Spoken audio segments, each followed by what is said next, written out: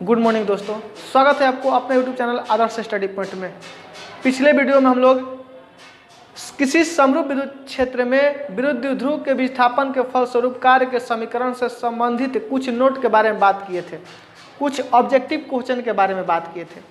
आज की इस वीडियो में हम लोग विद्युत द्विध्रुव के कारण अक्ष के किसी बिंदु पर विद्युत तीव्रता का मान ज्ञात करना देखेंगे। विद्युत द्विध्रुव के कारण विद्युत द्विध्रुव के कारण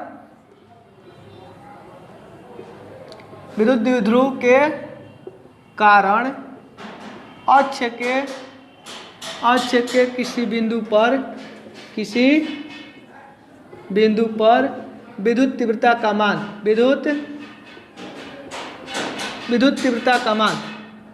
विद्युत तीव्रता का मान ज्ञात करना।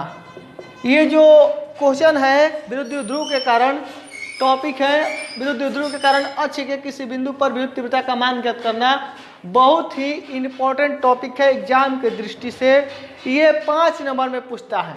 ठीक है, इस चैप्टर के एक इंपॉर्टेंट टॉपिक में ये भी आता है विद्युत द्विध्रुव के कारण अक्ष के किसी बिंदु पर विद्युत तीव्रता का मान ज्ञात करना, या लंबवत समद्विभाजक के किसी बिंदु पर विद्युत तीव्रता का मान ज्ञात करना। पहले इस टॉपिक को अच्छी तरह से समझ लेते हैं, उसके बाद इसको हम सॉल्व करना स्टार्ट करेंगे। ठीक है, निकालेंगे तीव्रता का मान कैसे निकाला जाता है, लेकिन इसको पहले समझ लिया जाए, क्योंकि जब तक ये बातें अंदर से निकल कर नहीं आती है ना कि आखिर हमें करना क्या है, करने में मजा नहीं आता है। ठीक, तो विद्युत द्विध्रुव के कारण अक्ष के किसी बिंदु पर तीव्रता का मान हमें निकालना है, तो हम पहले एक विद्युत द्विध्रुव बना लेते हैं। तो विद्युत द्विध्रुव के बारे में जानते हैं कि वह व्यवस्था जिसमें दो बराबर एवं विपरीत आवेश बहुत ही कम दूरी पर रखे जाते हैं। दो बराबर एवं विपरीत आवेश बहुत ही कम दूरी पर रखे जाते हैं, उसे क्या कहते हैं? विद्युत द्विध्रुव कहा जाता है। वह व्यवस्था जिसमें दो बराबर एवं विपरीत आवेश बहुत ही कम दूरी पर रखे जाते हैं विद्युत द्विध्रुव कहलाता है। हम माने थे कि विद्युत द्विध्रुव के जो बीच की दूरी है कितना है?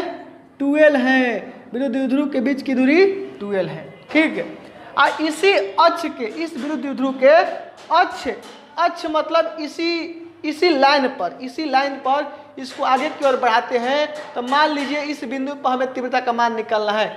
इसी अक्ष पर ये एक बिंदु है, इसी बिंदु पर हमें क्या करना है? तीव्रता का मान निकालना है। इसको A मान लेते हैं, इसको B मान लेते हैं। बिंदु A पर माइनस Q आवेश है और बिंदु B पर प्लस Q आवेश है। इसके B से इसके अक्ष पर कोई बिंदु P है जहाँ तीव्रता का मान हमें निकालना है। और ये जो बिंदु है P, इसको हम मानेंगे केंद्र से, क्योंकि हम पहले बताए थे आप लोगों को याद होगा, जब विद्युत द्विध्रुव पढ़ा रहे थे उस समय ये बातें बताए थे कि जब भी विद्युत द्विध्रुव से दूरी लेना होगा तो उसके केंद्र से लेंगे, क्योंकि हमें प्लस Q है और एक माइनस Q है। तो हम ये पता निश्चित नहीं रहेगा कि प्लस Q से लेंगे कि माइनस Q से लेंगे। इससे अच्छा है हम बीच से ले, केंद्र से ले, नहने से ना होने से बीच से। ठीक, तब जब भी लीजिएगा आप केंद्र से, इसका केंद्र O है तो केंद्र से दूरी लेंगे। केंद्र से R दूरी पर ये बिंदु P स्थित है। केंद्र से R दूरी पर ये बिंदु जो है P स्थित है। ठीक, केंद्र से R दूरी पर ये बिंदु P स्थित है। O और P के बीच की दूरी हम मान लिए R। A और B के बीच की दूरी 12 है। इसका केंद्र यानी U वाला L हो जाएगा, U वाला L हो जाएगा। दोनों का दूरी कितना हो जाएगा? L हो जाएगा। ठीक, ये अभी के बीच की दूरी 12 है, इसका केंद्र O है यानी हयो L मिल के 12 हो गई। केंद्र से R दूरी पर एक बिंदु P स्थित है जहाँ तीव्रता का मान हमें ज्ञात करना है। ठीक है, क्वेश्चन समझ में आ गया होगा, टॉपिक समझ में आ गया होगा, हमें करना क्या है? विद्युत द्विध्रुव के अक्ष के किसी बिंदु पर विद्युत तीव्रता का मान निकालना है। हम विद्युत द्विध्रुव से अक्ष पर R दूरी पर एक बिंदु P लिए जहां विद्युत तीव्रता का मान ज्ञात करना है। अब निकालने से पहले फिगर में जो किए हैं उसको लिख लिया जाता है कि चित्र में एक विद्युत द्विध्रुव AB दर्शाया गया है, जिसके A बिंदु पर माइनस Q आवेश तथा B बिंदु पर प्लस Q आवेश रखा गया है। इसका केंद्र O है, O से R दूरी पर कोई बिंदु P है जहां विद्युत तीव्रता का मान ज्ञात करना है। आसानी से इसको लिख लेंगे, उसके बाद निकालना हम आरंभ करेंगे। चलिए निकालते हैं, ध्यान से देखिएगा। हम पहले करते क्या है कि हमें बिंदु P पर कुल तीव्रता निकालना है। हमें बिंदु P पर कुल तीव्रता का मान निकालना है कि इस विद्युत ध्रुव के कारण इस बिंदु P पर कुल तीव्रता कितना होगा। तो इसके लिए पहले A के कारण बिंदु A परिस्थित आवेश के कारण बिंदु P पर तीव्रता निकाल लेंगे और बिंदु B परिस्थित आवेश के कारण कुल तीव्रता निकाल लेंगे। ठीक, बिंदु A परिस्थित आवेश के कारण इस बिंदु पर तीव्रता कितना होगा और बिंदु B परिस्थित आवेश के कारण इस बिंदु पर तीव्रता कितना होगा। तो हमें ये बताइए, अब इसको विद्युत ध्रुव ना मानकर एक आवेश मान लिए, बिंदु A परिस्थित आवेश माइनस क्यू है और बिंदु B परिस्थित आवेश प्लस क्यू है। अब ये आवेश हो गया, तो आवेश के कारण विद्युत तीव्रता का समीकरण जानते हैं, क्या होता है 1/4 पाई एप्सिलॉन नॉट गुना Q बटे में R स्क्वायर। आवेश के कारण किसी बिंदु पर तीव्रता का समीकरण होता है, यानी इस आवेश के कारण इस बिंदु पर तीव्रता जो होगा यही होगा 1/4 पाई एप्सिलॉन नॉट। Q इसका परिमाण है। अब R हमें पता करना है, यानी बीच की दूरी हमें चाहिए। तो पहले क्या निकालना होगा, A से P के बीच की दूरी निकालना पड़ेगा और B से P के बीच की दूरी निकालना पड़ेगा, क्योंकि B परिस्थित आवेश के कारण इस बिंदु पर तीव्रता निकालना है, इसलिए इसका भी बीच की दूरी हमें निकालना पड़ेगा। चलिए निकालते हैं। करते क्या है कि हम देख रहे हैं यहाँ से लेकर इस केंद्र के बीच की दूरी कितना है, L है। यहाँ बिंदु A से O के बीच की दूरी L है और O से P के बीच की दूरी R है, यानी A से P के बीच की दूरी कितना हो जाएगा, A से P के बीच की दूरी हो जाएगा R प्लस L हो जाएगा, R प्लस L हो जाएगा। हेजा से हेजा L, हेजा से हेजा R, तो हेजा से हेजा कितना हो जी R प्लस L। अब हेजा से हेजा कितना हुए, यहाँ से यहाँ L है और यहाँ से यहाँ P है, मतलब L में R में से सॉरी यहाँ से यहाँ R है, तो R में से L को घटा देंगे तो BP निकल जाएगा, यानी यहाँ से लेके यहाँ तक के बीच की दूरी निकालेंगे तो R माइनस L हो जाएगा, R माइनस L हो जाएगा। ठीक, फिर से देख लीजिए, A और O के बीच की दूरी L है और A और P के बीच की दूरी O और P के बीच की दूरी R है, यानी A और P के बीच की दूरी हेजवा से हेजवा A R, हेजा से हेजा L, तो R प्लस L हो जाएगा। ठीक, और यहाँ से यहाँ के बीच की दूरी R है और यहाँ से यहाँ के बीच की दूरी L है, मतलब हेजा से हेजा निकाले के बताइए पूरा में इतना घटा दें तो ये तो नहीं निकल जाएगा, यानी R माइनस L हो गया। ठीक है, हमें दूरी पता चल गया, दूरी निकालना तो दूरी पता चल गया। अब हमें यहाँ पर कुल विद्युत तीव्रता निकालना है। तो हम जानते हैं, क्या जानते हैं, जानते हैं कि प्लस Q के कारण जो तीव्रता होता है, यानी प्लस धन आवेश के कारण जो तीव्रता होता है, धन आवेश के कारण किसी बिंदु पर तीव्रता धन आवेश से दूर होता है और ऋण आवेश के कारण विद्युत तीव्रता जो होता है उसके और होता है, धन आवेश के कारण किसी बिंदु पर तीव्रता धन आवेश से दूर होता है और ऋण आवेश के कारण किसी बिंदु पर विद्युत तीव्रता उसके और होता है। अब आप कहिएगा क्यों होता है। ठीक, तो ऐसा देखा गया है, प्रैक्टिकल करके प्रैक्टिकल किया गया है, देखा गया कि जो धन आवेश के कारण विद्युत तीव्रता उत्पन्न हो रहा है, जो धन आवेश के कारण विद्युत तीव्रता ये दूर हो रहा है, यानी विद्युत बल रेखा इससे निकल रही है, दूर हो रहा है, और ऋण आवेश के कारण विद्युत बल रेखा इसमें प्रवेश कर रही है, यानी इसके और हो रहा है। हम बताए थे कि धन आवेश से विद्युत बल रेखा निकल कर ऋण आवेश में प्रवेश करती है, यानी धन आवेश में विद्युत बल रेखा प्रवेश कर रही है, मतलब इसके और होता है, निकल रही है यानी इससे दूर होता है, और ऋण आवेश में प्रवेश कर रही है यानी उसके और होता है। मतलब यहाँ पर बिंदु B पर धन आवेश है और इसके कारण बिंदु P पर जो तीव्रता होगा, बिंदु P पर तीव्रता इससे दूर होगा, और बिंदु A पर ऋण आवेश है और ऋण आवेश के कारण यहाँ पर जो तीव्रता होगा इसके और होगा, यानी हाई होगा EB और EA जो होगा इसके और होगा, इधर होगा।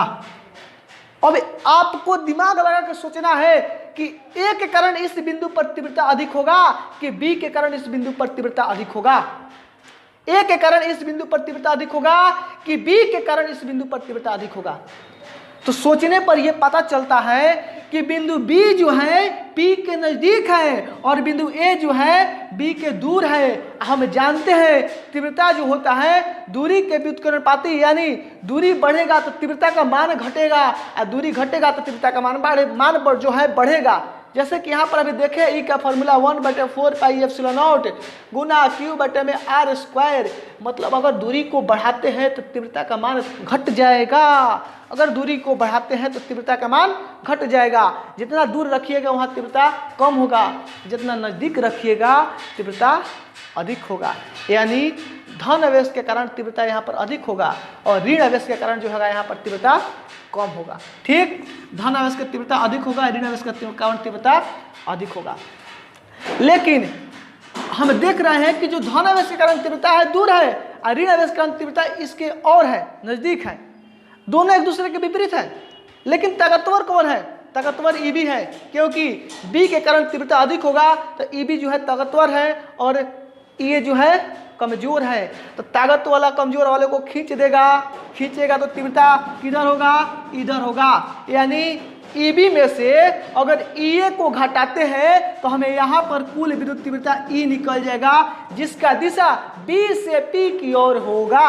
अगर ईबी में से ईए को घटाते हैं तो इस बिंदु पर तीव्रता निकल जाएगा, जिसका दिशा बी से पी की ओर होगा। चलिए अब निकालते हैं। अब हमें पूरा कंसेप्ट पता चल गया है, अब हमें केवल फॉर्मूला का इस्तेमाल करके कैलकुलेशन कर देना है, आपका फॉर्मूला निकल जाएगा। ठीक है, चलिए यहाँ पर निकालते हैं। बहुत ही आसान तरीका से सिखाएंगे आप लोगों को तीव्रता का मान निकालना अच्छे का किसी बिंदु पर। ई बराबर हमें निकालना है, तो ई बराबर अभी देखे हैं कि ई बी जो है अधिक है, ई बी माइनस अगर ई ए कर देते हैं तो हमारा जो है तीव्रता यहाँ पर कुल तीव्रता निकल जाएगा। ई जो होगा कितना होगा? ई बराबर ई बी माइनस ई ए, ई बराबर ई बी माइनस ई ए हो जाएगा। ठीक है, तो ई बराबर निकालेंगे तो ई बी का मान कितना है? ई बी का मान है 1/4 पाई एप्सिलॉन नॉट, यानी बिंदु बी पर स्थित आवेश के कारण बिंदु पी पर विद्युत तीव्रता। ईबी मतलब बिंदु बी पर स्थित आवेश के कारण बिंदु पी पर विद्युत तीव्रता। तो 1/4 पाई एप्सिलॉन नॉट गुना क्यू बटे में आर कितना है? आर आपका आर माइनस एल के स्क्वायर। माइनस ई ए कितना है? यानी बिंदु ए पर स्थित आवेश के कारण बिंदु बी पर विद्युत तीव्रता 1/4 पाई एप्सिलॉन नॉट। आवेश के मान क्यू है, बटे में आर, यहाँ पर यहाँ से यहाँ के बीच की दूरी आर प्लस एल, यानी आर प्लस एल के होल स्क्वायर। अब इसको सॉल्व करते हैं तो ई बराबर निकालेंगे तो इसमें क्यू बटे में 4 पाई एप्सिलॉन नॉट कॉमन हो जाएगा। क्यू बटे में 4 पाई एप्सिलॉन नॉट कॉमन हो जाएगा। जब क्यू बटे में 4 पाई एप्सिलॉन नॉट कॉमन होगा तो बचेगा 1 बटे में आर माइनस एल के स्क्वायर, माइनस में 1 बटे में आर प्लस एल के स्क्वायर। अब इसको सॉल्व कीजिएगा तो ई बराबर आएगा क्यू बटे में 4 पाई एप्सिलॉन नॉट, और यहाँ पर r माइनस एल के हो स्क्वायर, r प्लस एल के स्क्वायर है। तो इसका एलसीएम निकालिएगा तो कितना आएगा? इसका एलसीएम निकालिएगा तो कितना आएगा? तो a plus b a minus b, यानी ए स्क्वायर यानी r square minus L square के होल स्क्वायर, इसका एलसीएम आएगा r square minus L square. A plus b a minus b, a plus b a minus b, a square minus b square, और दोनों का whole square कर दोनों का whole square कर दिए। कोई दिक्कत नहीं होना चाहिए। अगर दिक्कत हो रहा है तो इसको इस तरीका से समझ लीजिए, आर माइनस एल दूगो, और फिर आर माइनस एल दूगो, तो R minus L R plus L, R square minus L square, और फिर R minus L R plus L, तो are square minus L square, और दूगो R square minus L square मतलब R square minus L square के whole square, वो इसका LCM हो गया है। ठीक, इसमें भाग देंगे तो आएगा क्या? ये वाला आएगा, यानी आर प्लस एल के स्क्वायर, और माइनस में इसमें इस वाला भाग देंगे तो क्या आएगा? आर माइनस एल के होल स्क्वायर आएगा। कैलकुलेशन में आपको दिक्कत नहीं होना चाहिए, ये तो 9th 10th की चीज़ें हैं, आपको आना चाहिए।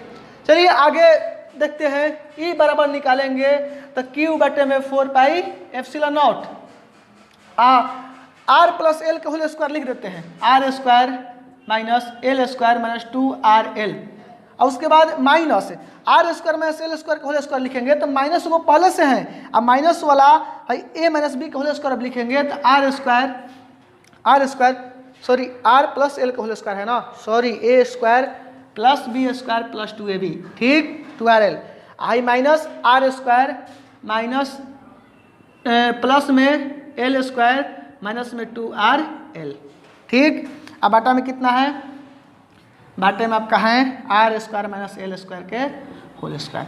अब ई बराबर निकालेंगे तो क्यू बटे में 4 पाई एप्सिलॉन नॉट, और यहाँ से r square plus l square plus 2RL minus are square minus L square plus में 2RL, माइनस में सबसे गुना कर दिया, minus plus minus minus plus minus minus में गुना किया प्लस, ठीक। अब बटा में r square minus L square के होल स्क्वायर है, तो are square minus L square के होल स्क्वायर आपका हो गया, ठीक है। यहाँ पर आर स्क्वायर से आर स्क्वायर कट गया, एल स्क्वायर से एल स्क्वायर कट गया, 2RL 4RL हो गया, यानी ई बराबर क्यू बटे में 4 पाई एप्सिलॉन नॉट अगुना 4RL बटा में, यहाँ पर जो आर स्क्वायर का मान है, आर स्क्वायर का जो मान है बहुत छोटा है, एल स्क्वायर का जो मान है बहुत छोटा है आर स्क्वायर के मान से। कैसे? क्योंकि हमें बताए थे जो विरुद्ध ध्रुव होता है बहुत ही कम दूरी पर दो आवेशों को रखा जाता है, और जब बहुत ही कम दूरी पर दो आवेशों को रखा जाता है यानी इसके बीच की दूरी जो होता है 12